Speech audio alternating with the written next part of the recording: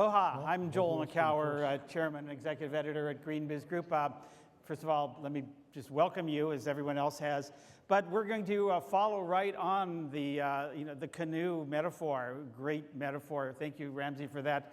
By bringing two leaders in economics and energy onto the stage, please welcome the chair of the Hawaii PUC, Randy Iwase, and the Director of Department of Business, Economic Development and Tourism for the state, Luis Salaverria.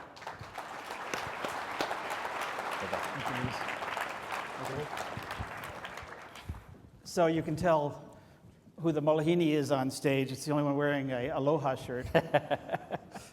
We wanted you to feel at home. Yeah, well, so far so good. The governor and Ramsey actually did a great job of teeing this up as we look at, how do we align interests in this road? How do we be in the same canoe and paddle together for this first in the nation goal of 100% clean energy economy? And I want to start, first of all, the governor gave us a great status report of what's happened so far, the really impressive accomplishments and achievements. I want to start with you, Luis, about sort of how you're feeling about where things go from here. Because you've arguably done a lot of the easy stuff, the proverbial low-hanging pineapples. Yeah. And now it's come some of the harder stuff. And so first of all, how do you feel about going from about 25% to whatever the next tranche is? Well, at the risk of offending all of the people in the room here, the first quartile, that was the easy part. As we move and continue to move down our renewable energy portfolio standards, as we adopt more and more intermittent technology and resources onto the grid, the next quartile is going to be hard. And then the next quartile is even going to be harder. So we've gone through most of the, I would say, easy stuff. And now the burden is going to be placed a lot on this issue of governance and how policymakers as well as regulators are going to be working with everybody in the community, working collaboratively together to make sure that as we do these and integrate more renewable energy resources, everybody is being availed to these to the benefits. So what you're saying is that it's been now 2 years since the governor signed the law, a year ago since we met here on stage to talk about this, and that the kinds of progress that the state will be making will be slower? I don't think it's going to be slower, but I think the decisions are going to be harder. And that's coming from the perspective of somebody that's helping to develop the policies and the initiatives that the state wants to move forward, making sure that we hit all of those pillars. And one of our major pillars is the diversified portfolio of renewable energy resources. And we need to make sure that we're holding true, that we're bringing in these types of resources, the new technologies. We don't want to pick winners. We want to leave room. We want to have flexibility in the system so that we can continue to move forward in both an economical way as well as something that's going to be positive for the environment. Mm-hmm. Let's go to you, Randy. How are you feeling sort of in terms of where we need to go next and the confidence about whether we have the interests aligned, whether we're all paddling together? Well, I think to follow up on what Luis said, I think all of us in this room understand and realize that we are now moving past this idea of fossil fuel versus renewable. That we are going to get to a point that we are going to meet the RPS standards in Hawaii. We're going to meet the EAP standards in Hawaii. And so as we move forward at the PUC, looking at dockets that come before us, projects that come before us, it probably is going to get more into renewables versus renewables. What is the right renewable? Mm-hmm. We have gone along so far because the big bad elephant in the room was called fossil fuel. And once you labeled something as renewable, it was automatically good. Well, now when we get down to the issue of which renewable, which project, what's best for the future, that is going to become more complicated. Some renewables are more reliable, more efficient, safer, less costly than others. We are being confronted with, for example, a renewable project where other issues beyond renewables, social issues, jobs, preservation of agriculture, growing the economy, keeping the economy stable. That's why you need this kind of renewable. Those are going to be issues that we're going to have to be tussling with, and we are now doing so Yeah. in a particular case. So you've got not just the government, and you've got not just the industry, and you've got the ratepayers, the end users, businesses, destinations, homeowners, but you've got cultural issues, you've got a lot of different players. So one question to you, Randy, is who leads on this? Because it seems a really complicated, I mean, you in the Public Utility Commission, you have a mandate, a legislative mandate, and it doesn't necessarily, I'm guessing, I don't know, correct me if I'm wrong, necessarily take into consideration community, cultural issues, at least in terms of, well, tell me if it does, but back to the original question, who's going to lead on this? Well, I think it depends on what area you're talking about. When you're dealing with policy, I think the government is the leader.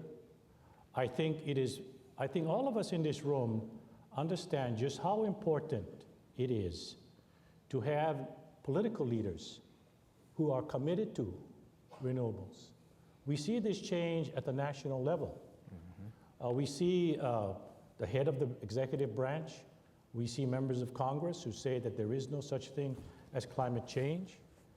We see a de-emphasis of renewable initiatives that were started under the previous administration. Those are very, very problematic on a national level.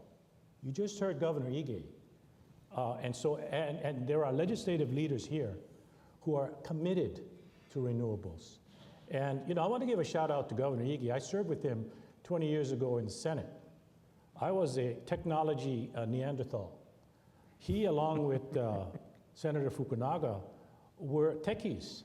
They were pushing for venture capital. They were pushing for initiatives to attract technology. They were pushing for things like broadband. And that commitment continues. That is so very important for us, for Louis as a cabinet member, for myself as a regulator, for those of you out there who are looking for a support, that we have that kind of support. As far as the development of the programs, sort of like John Kennedy's challenge to us to go to the moon by the end of the decade, the United States government didn't do it. Private sector did. Yes, we had NASA, but the engineers, the designers, the mechanics, they all came from the private sector.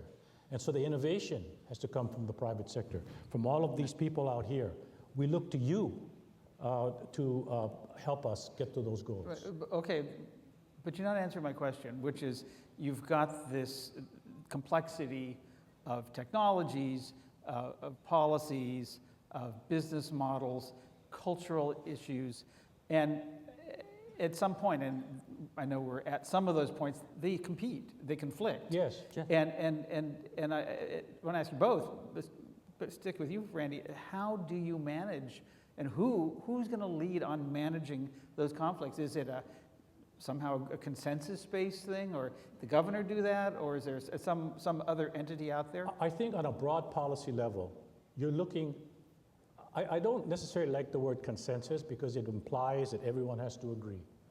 I don't think that's possible in the political world. I think what you're looking at is how many of you in the majority agree. That's a policy. When it comes to us as regulator, we have a specific docket. We have a specific set of facts. We have statutory requirements, diversity of renewables. We have internal criteria, a downward trajectory for energy costs as we look at projects, as we look at dockets. At that level, we're going to lead. At that level, we're going to make the decision. We're going to have to say that this is consistent with our public policy.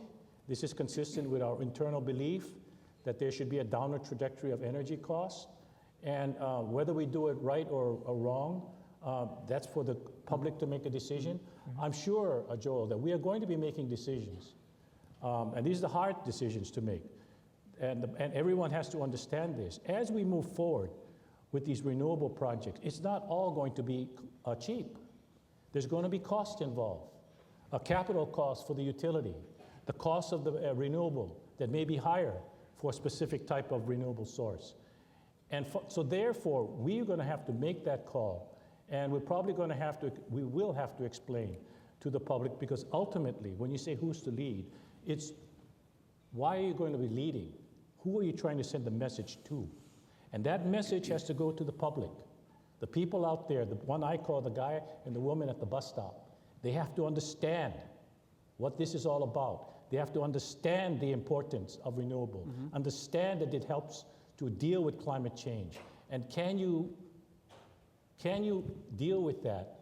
And will you accept that if it costs a certain amount of money? So Louis, the Hawaii State Energy Office is within your department, it's under you. Yes. So how are you talking to the man and woman at the bus stop? Although I still want to get back to the who's going to lead, if anybody.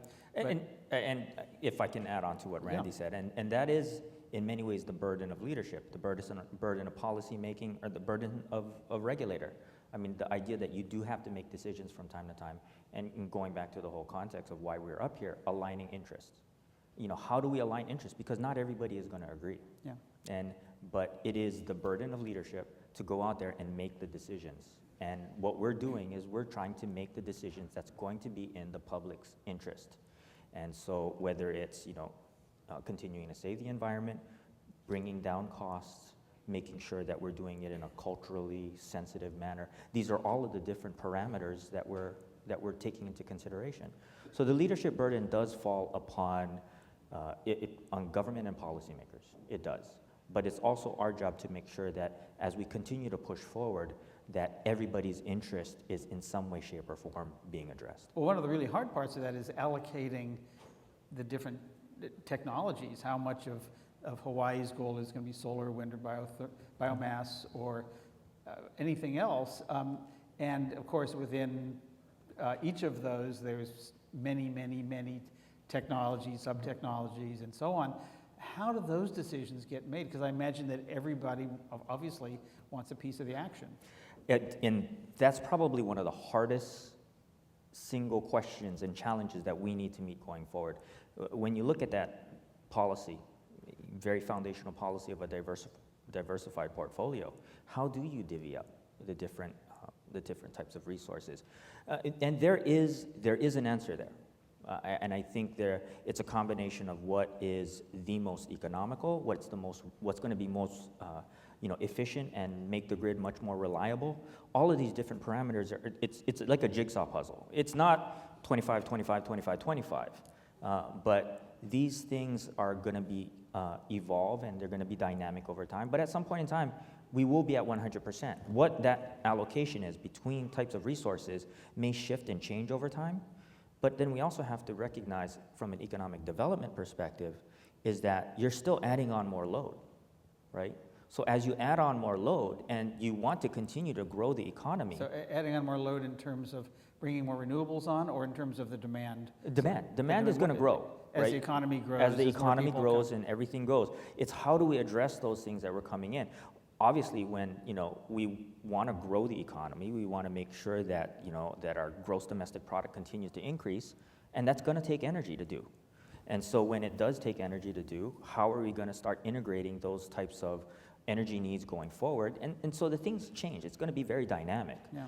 But setting it up in that particular way, we just need to make sure that one, we always have room going forward for new resources, new technology, because we don't want to set ourselves down a particular course of action, because we did that. We did that since the dawn of age, and we went all in on fossil fuels. Right. That's what got us to the modern life that we exist to today. So how are you looking at that? Because we're talking about goals that, at least the goal, the end state of the goal is 2045, but obviously we're creating resources that are going to extend well beyond that into Hawaii's future indefinitely. How do you make technology decisions or create frameworks that are going to adapt to just the changes we've seen in the past 3 or 4 years? In storage, for example, the price of solar and photovoltaics, and how that's going. How do you think about that? How do you create a framework so that we have room to grow? Randy? Well, that's a very appropriate question. We have a docket called Public Power Supply Improvement Plan. Yep. It is the blueprint for the future. And we are on the verge of issuing a final decision. We have had this before us for a number of years, and we've gone back and forth. That's not good, that's not right. It's sort of like the professor and the student. Well, that's no longer. When we issue that decision, which will require the utilities to provide to us with a 5-year action plan from which we can view what they submit to us for projects, whether they're good, they're bad, they fit or they don't fit. And that's the blueprint we're going to move forward into the future with. I will agree with you that to go beyond, not agree with you, but to go beyond a 5-year plan is sort of a guessing. The 5-year period allows us to have the data we need to make an informed judgment versus a 20-year span, which is speculation and hope and dreams, and you create conflict because everybody has an interpretation of a poem. And, but this one is very important for us, and that's what we're going to be doing. We hope to issue it very shortly. I wanted to get to some questions in a couple of minutes, but before that, we're talking about aligning interests, and we're talking about paddling the canoe together. But both of those sort of assume that everyone's in the canoe who needs to be in the canoe, or that everyone's interests, everyone has brought their interest to the table. Who's not yet part of the conversation, not yet really engaged with this, that really needs to be here in order for this goal to succeed? Randy? I mean, Or Louis? actually, I think it's Randy. It's the guy on the bus stop, and I have the opportunity to be here in front of everybody here, and there is an ask. I mean, when we're out there and we're pushing renewable energy and we're telling people that this is the way that the state of Hawaii needs to go, we need everybody to have our back. I mean, What does that look like, having your back? What does that mean? Oftentimes we're criticized. We're criticized that we are dreaming, or that it's idealistic, or it's not. There's no way for us to kind of get there. But the truth of the matter is, and I think everybody here in this room agrees and should agree, that the long-term bet will always be on renewable resources. To me, as a finance guy, as an economist guy, I see that as essentially it's a certain for me. And so the man on the street, the person that needs to be convinced, because at the end of the day, for any policymaker or any person that's in a position to make decisions at this level, we need to be able to convince that person on the street. So it sounds like they're not yet in the canoe. We tend to have a lot of esoteric discussions on energy and grid and microgrids and different types of things. I think we need to be better at being able to communicate to the benefit to the man on the street. Is that something that the government can do, or PUC? Who can do that? Well, I think it's just not just one person. I think it's a whole lot of people that have to get it out. I'm reading, going what Louis said, I'm reading a Michael Crichton novel now.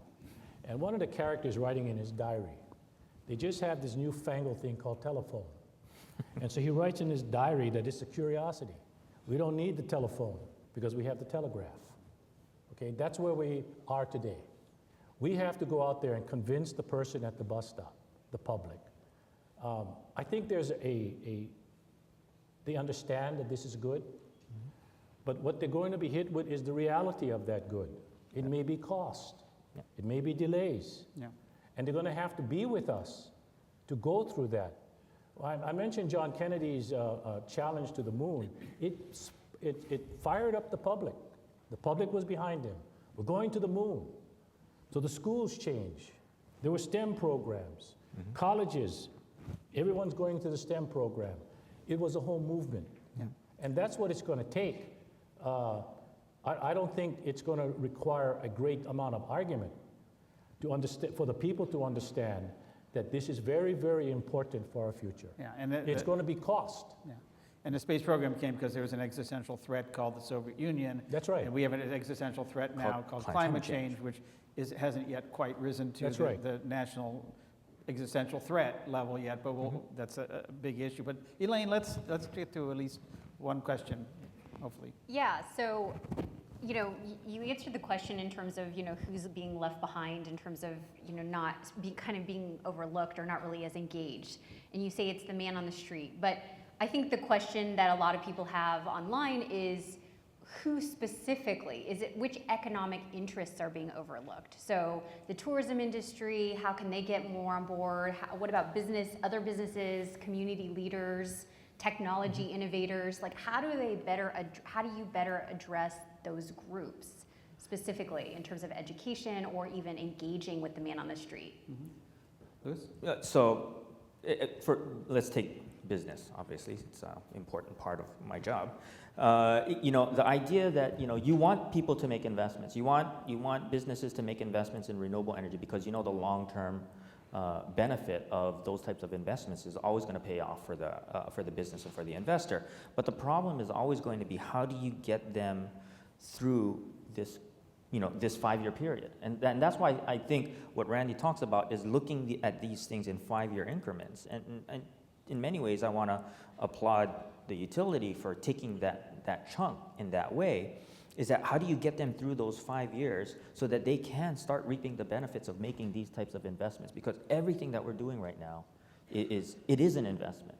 And so getting businesses to kind of understand or to know how they get through this, whether it's just like, if you go to a store and that store is like, they're saying, we do all of our electricity from renewable resources. This is the reason why major large corporations are starting to divest themselves from fossil fuels, because they do recognize that they need to convince people that we're a better product, not just the actual goods and service that's being provided, but we're also a good company for the environment. And these are the things that are going to be important, and we need to get people to start patronizing those types of organizations so that they can make sure that they reap the benefits and they can make the investments in renewable energy technology. Before we have to get the hook here, Randy, and Louis, what keeps you up at night in terms of thinking about those next 5 years? Well, that's a good question. And that's a lead-in to a delay, because I don't know what the answer is. Yeah. But, sorry, Joe. Good Fair question. enough. No, I don't know is a perfectly good answer. That's why we drink. Yeah. That's it's what always is on my mind is, and we touched upon it all through our discussion, this technology, this field is so changing so quickly, so evolving, that the decisions we make today with the technology that we have today, we can't buy all our eggs on the same day, so to speak. And so my concern is, are we committing too much to a specific technology, to a specific project, so that when 5 years down the road, when technology is better, when costs are cheaper, that we've burdened the ratepayer with a 20-year public power purchase agreement? That troubles me, that there is no certainty. Everything out there is a big fog. And we have to discern what might be out there at any given time and make a decision that we hope will benefit the public. So you do have an answer. Can technology lock in? That worked out. When we're making these decisions and when we're trying to do it, it's like, who here owned a Betamax? Well, I don't know what's that, but anybody How here many people chose even know what a Betamax or Betamax VHS? is? Right? We were making a call. Betamax obviously was the wrong call, even though it was the better technology at the time. Actually. And so these are the things that, okay, you make the decision, is that going to be the right thing? And you're going to commit the state. You're going to commit the state for 20 years, because the investments that are being made are in the millions, hundreds of millions of dollars. And so you want to be on the side of right. And those are the things that kind of keep me up at night. But technology, who here bought a Microsoft Zoom versus an iPod, right? It's like, you don't want to make the wrong decision. And you're constantly basically running that against your head and basically saying, you want to do what's right, and you want to make sure that the decisions that are being made cannot be second-guessed 5 years, 10 years, 20 years down the line. That is a big challenge. And it also sounds that as much as this is a policy issue and a technology issue, and to some extent a finance issue, it's also a communications issue in talking to the folks at the bus stop and talking to the others who are both in the room metaphorically and not yet in the room. So that's going to be an important part of this. Thank you for having this conversation now and for getting that conversation going. Please join me in thanking Thank you, Randy Joel. and Luis. Thank you, Joel. Thank you.